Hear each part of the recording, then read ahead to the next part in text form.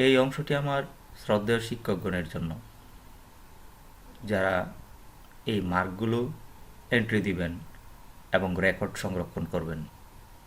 আপনারা এক্সেল শিটে এইভাবে ফরম্যাটটি তৈরি করতে পারেন, যেখানে প্রথমেই আমার প্রতিষ্ঠানের নাম রয়েছে, ঠিকানা, প্রারম্ভিক ই বিকাশমান বা অন্তর্বর্তীকালীন পি দক্ষ বা পারদর্শিতার জন্য এন।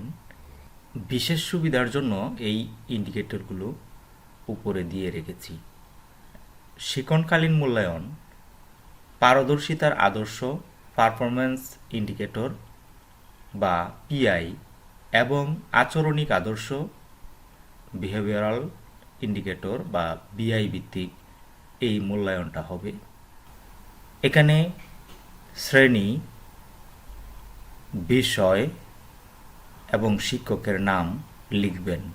এখানে রোল নং অথবা আইডি নম্বর লিখবেন। এই কলামে শিক্ষার্থীদের নাম লিখবেন।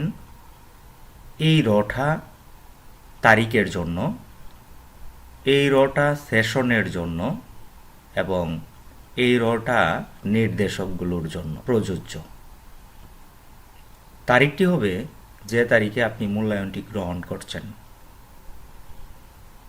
এবং সেশন যে সেশনের পরে আপনি মূল্যায়নটি গ্রহণ করছেন। এই সেশন নম্বরটি আপনার শিক্ষক সহায়িকা এবং পাঠ্য বইয়ে খুঁজে পাবেন।